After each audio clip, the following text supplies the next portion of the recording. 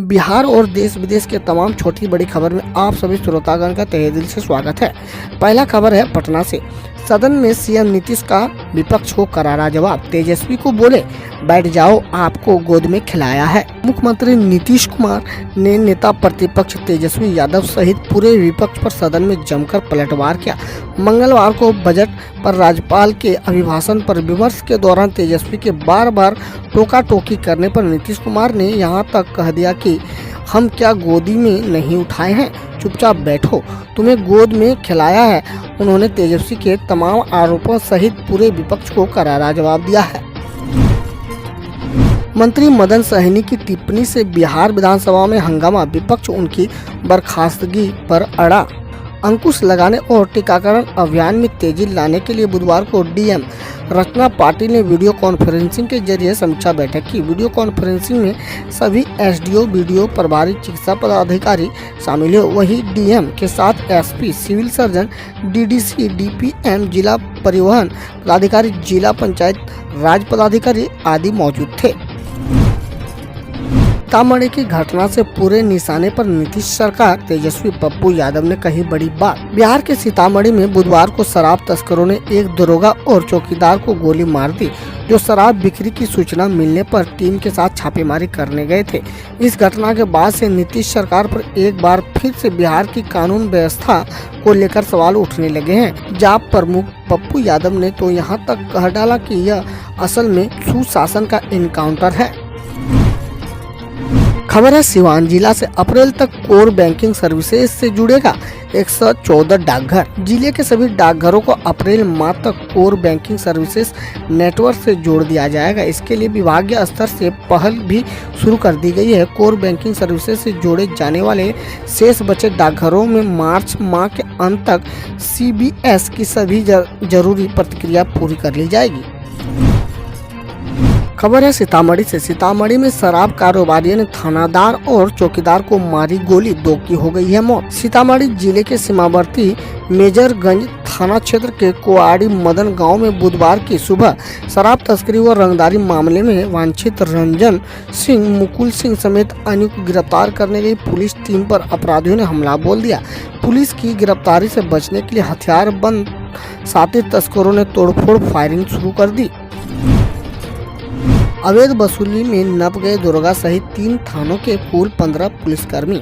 Bhojpur SP के action से महकमे में है हड़कंप। बिहार के भोजपुर जिले में अवैध वसूली को लेकर पुलिस कर्मियों पर बड़ी कार्रवाई की गई। भोजपुर जिले के एसपी हरकिशोर राय के एक्शन से पुलिस महकमे में हड़कंप मच गई है। एसपी ने बुधवार सुबह एक थाने प्रभारी सहित 15 पुलिसकर्मियों को सस्पेंड कर दिया है।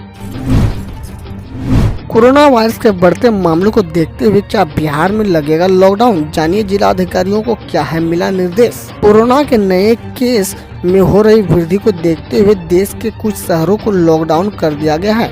कोरोना के सुधार हालत के बीच अब फिर संकट के बादल मंडराने के बाद बिहार स्वास्थ्य विभाग अलर्ट हो गया है। अब सवाल ये है कि बिहार में फिर से क्या लॉकडाउन लगेगा। अब खबर देश विदेश और देश की विभिन्न योजनाओं एवं खेलों से। गुजरात में साफ हुआ कांग्रेस का सुपड़ा, तो कांग्रेस प्रवक्ता सुप्रिया श्रीनेत ने छोड़ा डिबेट, मजे ले रहे हैं लोग।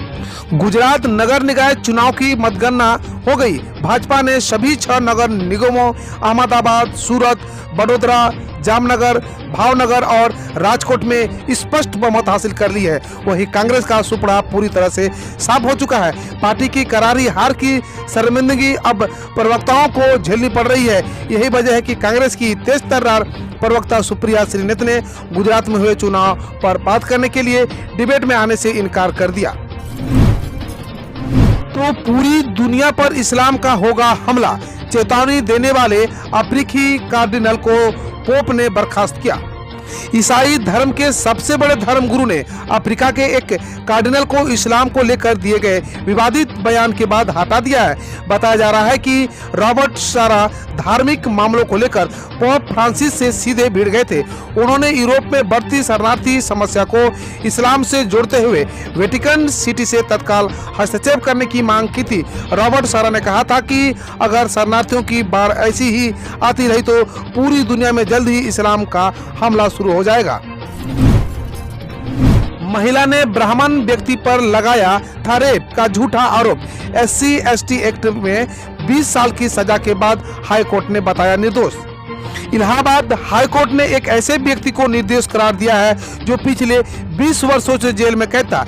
व्यक्ति को बलात्कार के आरोप और अनुसूचित जाति जनजाति अधिनियम यानी ST/ST के तहत गिरफ्तार किया गया था। हाईकोर्ट ने आरोपित की रिहाई के बाद कहते हुए मामले पर तल्ख टिप्पणी भी की है कि हाईकोर्ट के मुताबिक दुराचार का आरोप साबित नहीं हो पाया। मेडिकल रिपोर्ट में जबरदस्ती के कोई सबूत नहीं मिले हैं। मामले की रिपोर्ट भी घटना के 3 दिन बाद लिखाई गई थी। उत्तराधिकारी पर सुप्रीम कोर्ट का बड़ा फैसला। महिला का मायका पक्ष भी परिवार का है हिस्सा।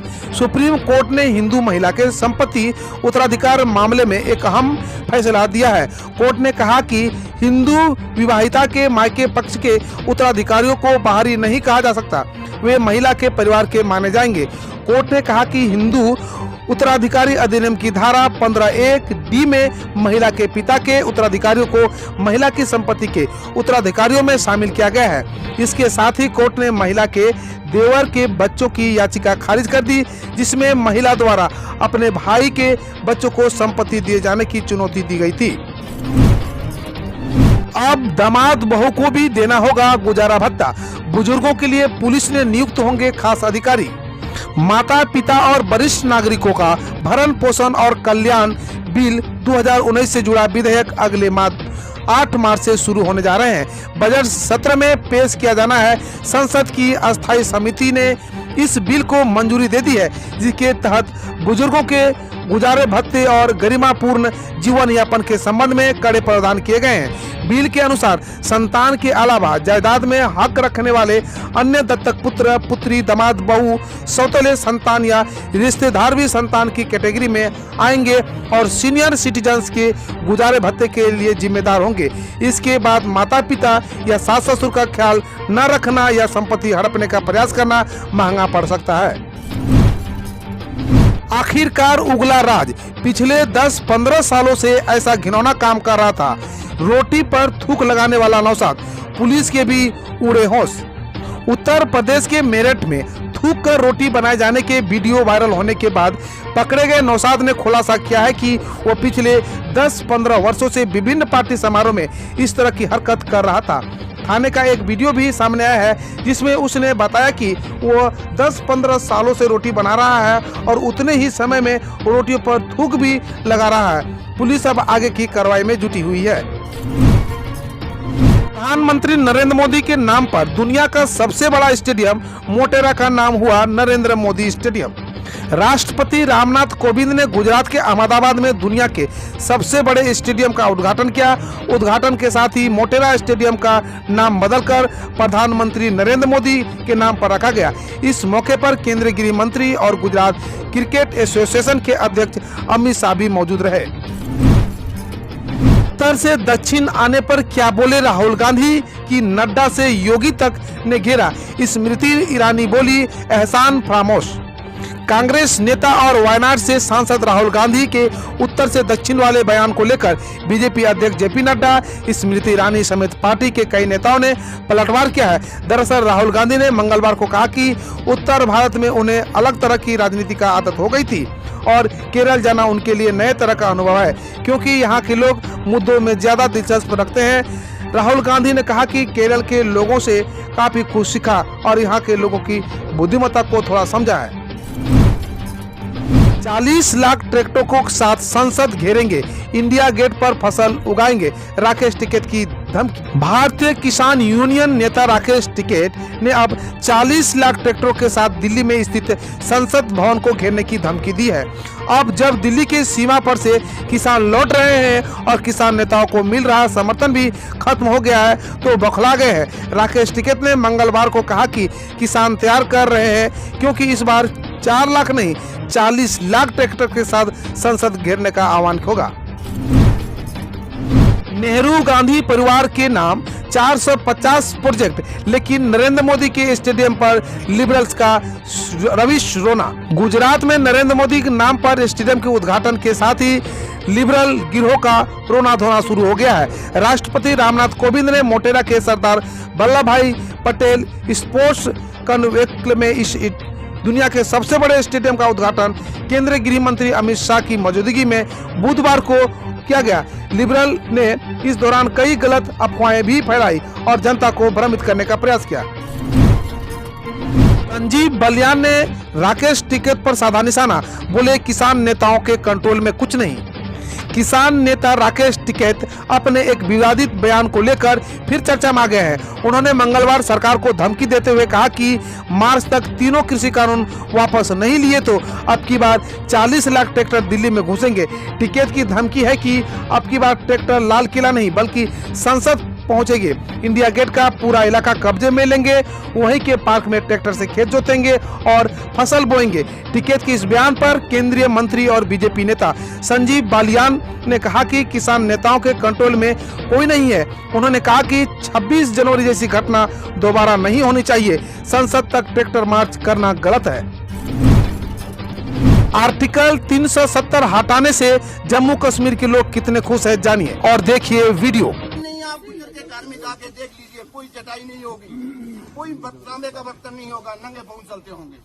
तो पहली बार हमने आज मंत्री से मिले हैं, किसी एमपी से मिले हैं, ये बहुत बड़ी मुबारक की बात है मोदी जी को। कोई हमारा अपना दर्द और हमारा दर्द ही इस काली रातों में हमें यहाँ बुलाया है।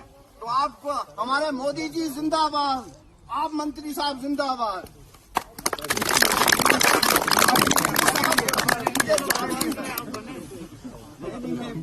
मुझे मोदी साहब ने एमपी बना के मंत्री से भी ऊपर बना रखा। अल्लाह आपको बहुत बड़ा बनाया, मुझे आता नहीं है तो उसके लिए माजूर चाहता हूँ। अगर मुझे जुबान में और दांत पे नहीं।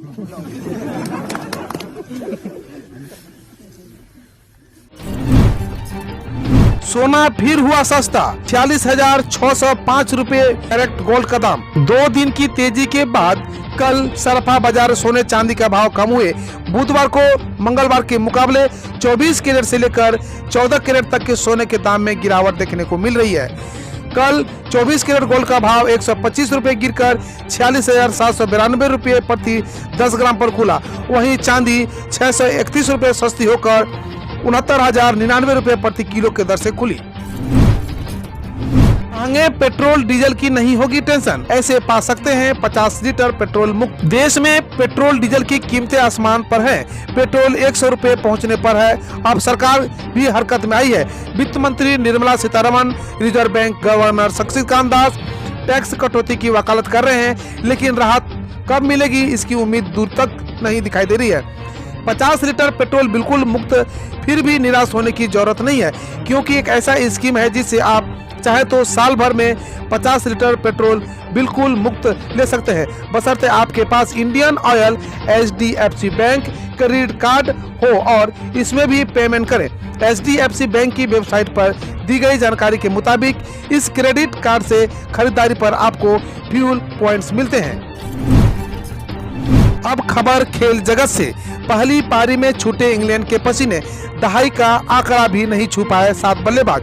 भारत और इंग्लैंड के बीच 4 मैचों की सीरीज का तीसरा मुकाबला अहमदाबाद के नरेंद्र मोदी स्टेडियम में खेला जा रहा है। इस मैच में टॉस जीतकर इंग्लैंड ने पहले बल्लेबाजी का फैसला किया था, लेकिन इंग्लैंड का यह फैसला अच्छा साबित नहीं हुआ और उसकी पूरी टीम सिर्फ 48 ओवर 4 ओवरों में 112 रनों पर भारतीय टीम के गेंदबाजों के सामने घुटने टेक दिए। हम रोज ऐसे ही न्यूज लाते रहेंगे, तो यदि आपने अभी तक क्लीन न्यूज को सब्सक्राइब नहीं किया है तो पहले फटाफट सब्सक्राइब कर लें, साथ ही बेल आइकन को दबा दें ताकि कोई अपडेट मिस ना हो।